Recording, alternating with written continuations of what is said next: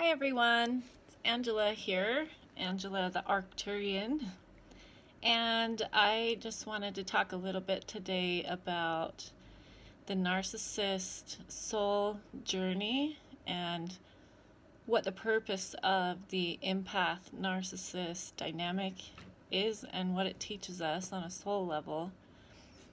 And I just want to say that if you have been in a toxic relationship with a narcissist, that was most likely something that you had planned on doing before you even incarnated here, and that you guys had an agreement and a contract to.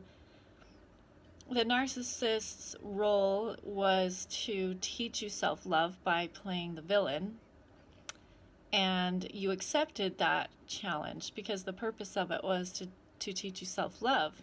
And most times we learn things here on earth by experiencing the opposite of what we want to learn.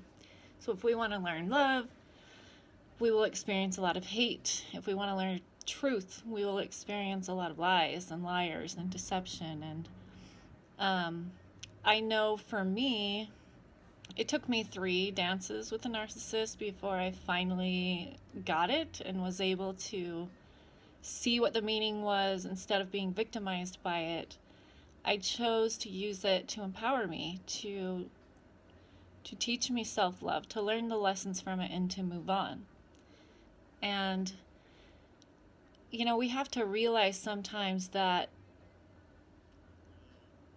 people play roles here on earth. It is a play, it is a big stage, and we're cast roles, and you and the narcissist probably are from the same soul family, and you might be best friends on the other side of the veil. And in this lifetime or others, you may have chosen for that person to teach you self-love. So in a way, it's kind of a gift if you can learn how to see it from that perspective.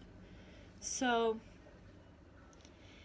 I think we learn a lot about ourselves and how to love ourselves through narcissists, because before we got entangled with a narcissist, if you were anything like me, you just put yourself out there to anyone, your heart was wide open, and all you wanted was somebody to love you, because we didn't have that love in ourselves.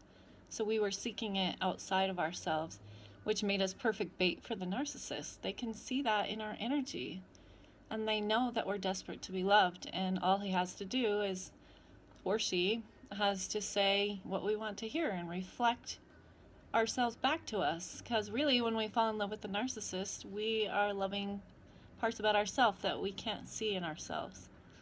So everything that you loved about the narcissist are things that you loved about yourself, because narcissists are mirrors, and they mirror to us ourselves, and we think that we love them, but really it's ourselves that we see. So I think the biggest challenge, and something that I see a lot, are people that choose to stay victims of narcissistic abuse.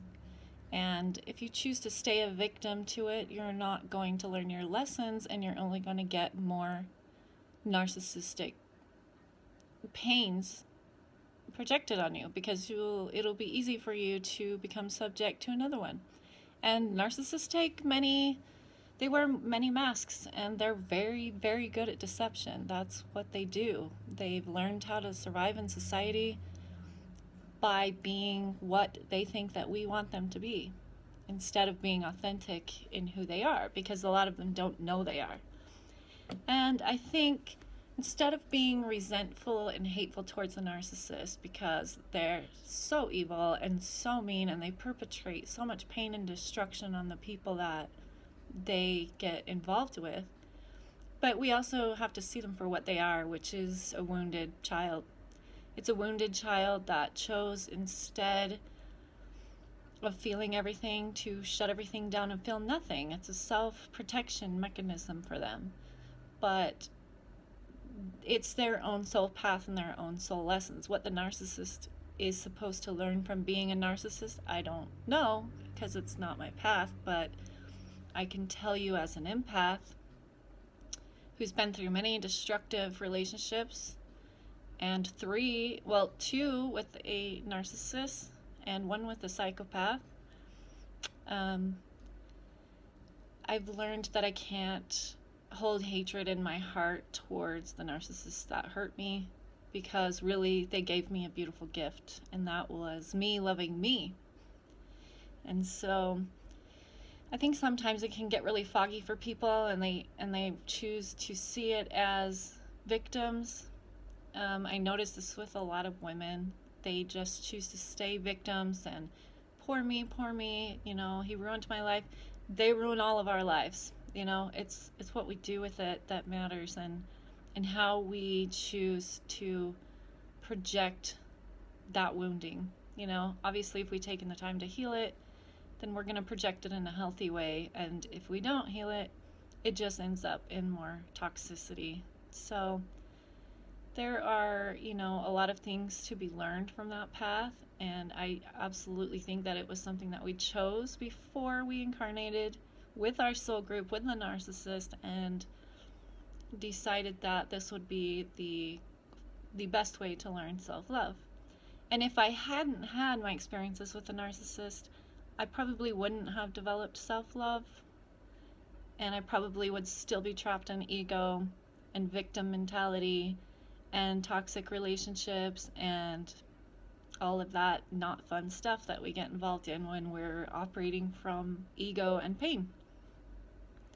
So just a little perspective on the narcissist and the empath dynamic, and if I can offer any advice, it would be to not be a victim. Yes, you were victimized, rightly so. You have a right to be angry and hurt, but you don't have to hold on to that and let it keep you down in victim mentality. You can choose to transmute it and turn it into something positive for yourself. And what's more positive than self-love, right? So anyway, just a little something to think about. Thanks. I'd love to hear your comments about it if you have any. Bye.